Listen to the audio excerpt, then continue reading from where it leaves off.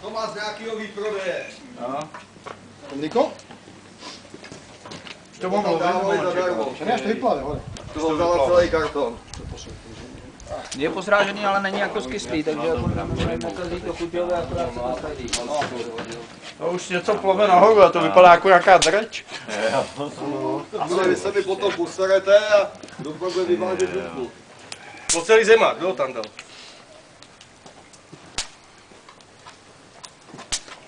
Já na to ráno měl ještě... Nebylo by na to lepší mít žíci, normálně bagger a... Hele, bagger, žíci. Víš, nevidím, pojď jak to to. Rafo, máš tu 2 bagry.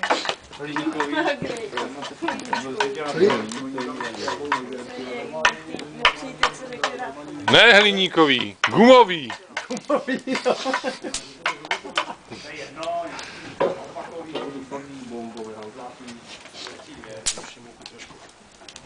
A?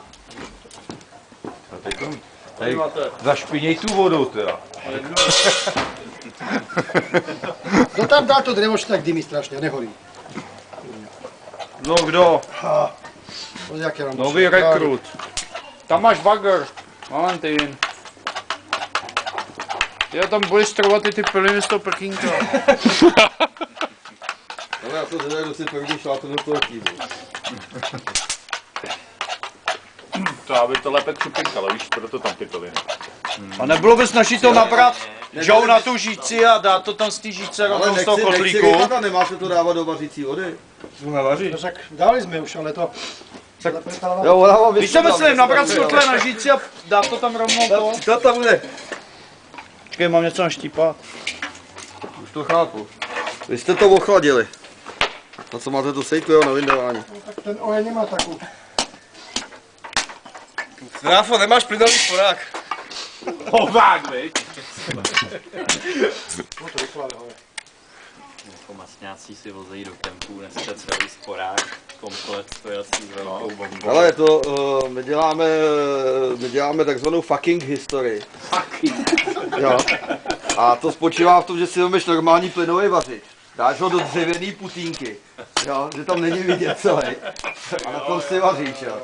To je fucking history tohle. Jako někdo dělá living, tak mi fucking. Hele, ale je to účelný. Vajíš se rychlejš, viď? Ale asi znáte server Český šerm. Jo, tam se otírají o všechno tu living a takhle. A správce toho a majitel vlastně toho serveru je nějaký Máša. Největší prudič, nebo jeden z velkých prudičů, co se týče historie. A loni na Bílý hoře, jo, se tam s náma rval o 1 paletu, že vaří asi pro 200 Němců, jo, a že potřebuje dřevo. No a pak jsem to viděl, šel jsem ze zadu. A zjistil jsem, že tam měl takovou bednu, dřevěnou, splučenou bednu. Jo, no a tam byly ty kuchaři a něco tam pydlala. A já šel ze zadu a to byl opravdu plynový sporák s bombou. Jo, 4plotinka. Jo, za tím dřevem. Jo, a tady měl ten půl. Jo. Jo, a to se sral. Jo, hele, pak něco opřel jsem. Hubou. Jo, hele, já mu to oblátím. Já jsem mu nic neříkal celou tu dobu, jo. Ale jak se opřel, tak jsem ho rozmáznul. Jeho kuchyně na Bílý hoře. Stylovka. No? Čemu potřeboval tu paletu teda? No aby to maskoval. No. Že to píče ven. No, ten byl úžasný, fakt. Ale tam byl takový nedostatek dřeva, že jsme jim lodi spálili i ty oplocenky, viď. Tam měli kůly a na tom je natažený provázek, tak ten iglej jsme z toho sklonili, vytáhli jsme jim kůly, viď, a spálili jsme to. Tak byla zima hrozná.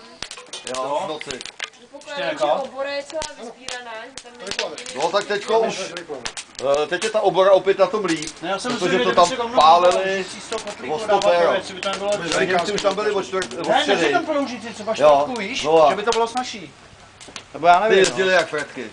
To jsem viděl takový hezký uhrabaný chodníček z té obory takhle až k jejich Tak stanu. třeba čtvrtku žíce a položit to tam, než to tam... Kdyby to bylo rychlejší. To tam bude, Slyšel indiáni takhle v té třeba mají plynový vařič, že jo? No a na železném, čo jsme viděli, stán v stanu. No, jak si dávají kopuly do týpka, viď? Jsem taky viděl. Na železném jednou, tam jsem viděl, taky když valili ten tábor, to byly zrovna sněhovský devítky, tak prostě ze stanu tahali všechen bordel, že jo, a vytáhli tam odsaď nafukovací lehátko, takový to průhledný, růžovejma kačenkama, ještě takhle s hlavou kačenky. To musí být, hele, dokonce Orlana, to jsem teda nezviděl a slyšel jsem to vyprávět, že normálně měla plynové pohody. Premiť popel a sem dať. Vyndavat už? Už to vyplave. A ono, když jsi někde na té Šumavě, ono není to špatný zase. Nebo když jdeš na filmu na svatbu, jo, taky se to vyplatí. Třeba příští rok, při 5. výročí, ne? Takže vyndat, vyprat a dát do hrnce, jo. Takhle preliať vodou, no. No, já to vypláchnu tady v Už si tom. připravte misky, máte misky? Pak to už jde rychle už. Misky. Misku máme na hoze. Je, Nemáme. Honzo, vemeš jí sem, tu mojí. Tak jako Máš bydlo naproti mě, ne? Já mám misku tady teda, ale taky nádobí. Já to začnu nějak